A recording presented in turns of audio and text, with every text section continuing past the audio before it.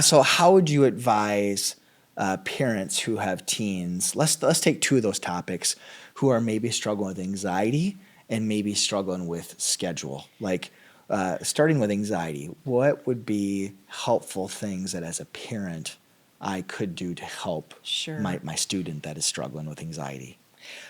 Well, I think one of the biggest thing, again, if it's more mild anxiety symptoms, I do think we want to foster resiliency and also teaching our kids how do we do hard things well. Yep. Because I had, Helicopter parents. yeah, I had a great person that I was seeing one time that just said, I'm just so tired in the morning. Like, if I could just not go to class that first hour of the day, I think I'd do much, much better because I just have a really busy schedule and I get a little anxious. And I mean, I laughed out loud and I said, I am so sorry about that. But I was just trying to imagine me asking my mother for permission not to go to school the first hour. It would have been unheard of. And so I'm like, honey, we got to go to school. Like, here's your hours. She wasn't having clinical Yep. anxiety. Again, she was experiencing some stress. She wasn't suffering. Yep. So if they're to that extreme, I want to navigate it different. But I think we do have to build up some resiliency and model, okay, how are we going to do some hard things well? With that, I think sometimes, and maybe even myself, we can actually short circuit that resiliency. Speak to that. So I'm the parent that's constantly rescuing my daughter out of any anxious feelings. What do I need to hear? Yeah. My husband has the best stories about this. He said really between this hour and this hour, my parents never knew what we were doing. There was trust. It was like, be home by this time for chores. And he's like, we had to figure everything out. Like, if you had a flat tire, if you had this or this or this. And we laugh about it because he's like, well, there wasn't like a cell phone that you just quick called home. You kind of had to figure some things out. And he's like, really, most of the time we did, not always perfectly. And so I do think, I'd rather have our kids fall a little bit versus I'm going to rescue, and then they just take a nosedive the first time I can't be there for them.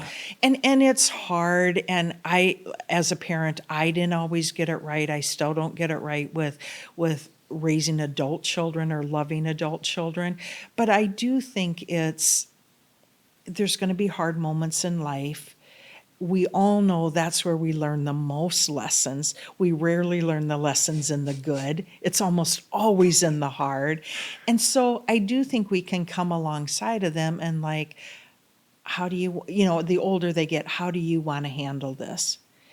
Here's 1, 2, or 3 ideas. This one isn't an option. Yeah. Like, not going to school, that one's not an option, buddy.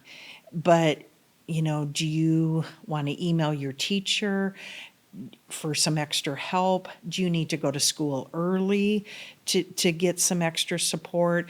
Do you want to talk to one of your friends and meet them at this spot so you can walk in together? Help them. We don't want to let them have where they have to figure out all on their own. But I think sometimes it's either we think it's got to be this or this, and there's a lot of beautiful solutions in the middle. That's but good. I think the answer isn't always to avoid it. Yeah. Like, how are we going to do this hard thing well? That's good. So building resiliency, other things that we can maybe do as a parent if we have a teen struggling with anxiety that you would advise. I think look at the pieces that you have control of, because I know so often there's so many things we don't have control of, but I would look at our home. Like, okay, do we have times in our home where everybody's phone is put away? Yep. And I know that is like super unpopular, but I'm like, look at all the rules we have with cars. And why is that? Like, you can't drive till this age, you have to take this test, you have to wear your seatbelt, here's all the rules. Okay, I always think, why was that designed? That was designed for safety, but we don't do that with phones. And that kind of just fascinates me because so there could be physical danger with a car if we didn't do those things, but with a phone, there could be physical danger, emotional danger, mental danger. Yeah. And so, I love when we say, okay, the phones are in the basket for meals, the phones are here for nighttime. What are we doing as a family? Are we spending time together? Is prayer part of our life? Are we modeling not being overbooked? Are we spending time just as a family? Are we having some quiet time? Are we doing some fun things together? Are they seeing us navigate hard things well?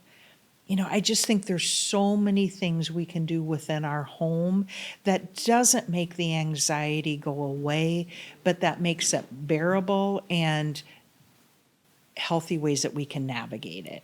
That's so good. And as I'm hearing this sounds so old school. Yeah, Like, I know.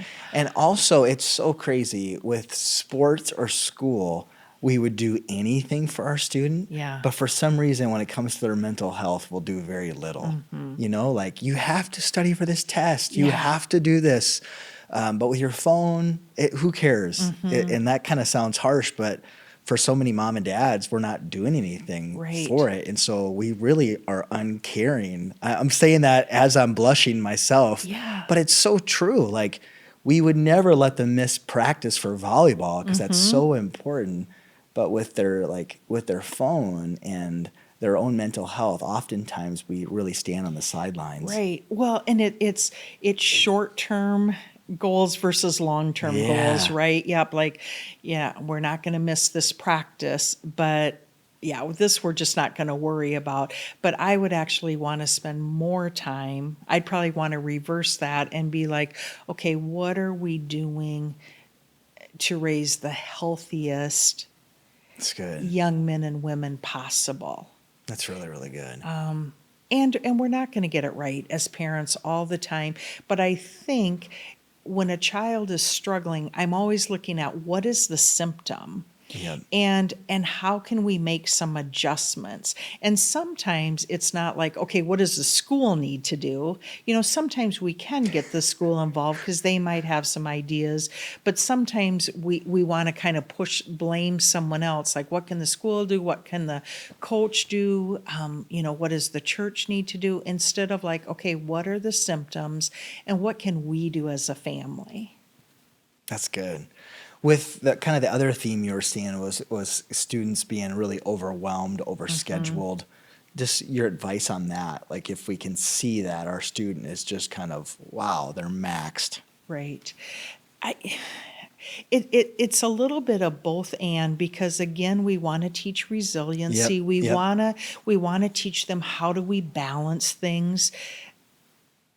But again, sometimes I think we need to give them permission to, okay, I'm going to finish this season out of this sport, but I might not go out for this, and this next year. Yep.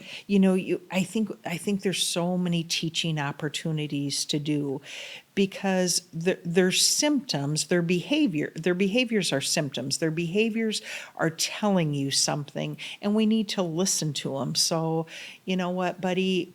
We can't have sleepovers.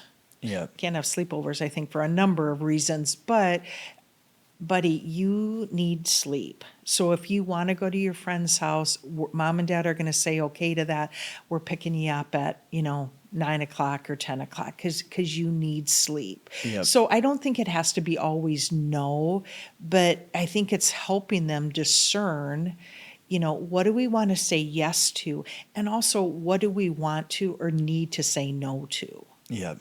And I understand this, but it's like, okay, we can't go to church because, we have this tournament or this tournament or this tournament.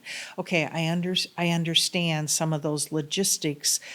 Okay, what are we going to do though to keep faith as a center part of our journey here, a core part of our family? Are we going to be intentional about listening to it online? Are we going to, adjust this schedule? I just think there's enough things that as a family and as parents, we can help our kids tweak so we're setting them up to be as healthy as possible. Yep. So how to navigate the hard, how to be resilient. Sometimes it's a time management thing. Yep. For right now, let's have the TV off and everybody's going to study or read a little bit. Sometimes we have to teach those skills. And then sometimes it's noticing, what, they're starting to sink. So what do we need to take off their plate? Hey crew, it's Adam from The Conversation. I'm so glad that you've tuned in to this episode. If you haven't done so yet, make sure you go and click the subscribe button, whether it's on YouTube, Apple Podcasts, Spotify, or on Pando, so you don't miss a single episode of The Conversation. Also, I need to give a huge shout out to these partners. These partners help make this episode of The Conversation possible. They're organizations that I know and trust that I want you to know about as well. Have a great rest of your day.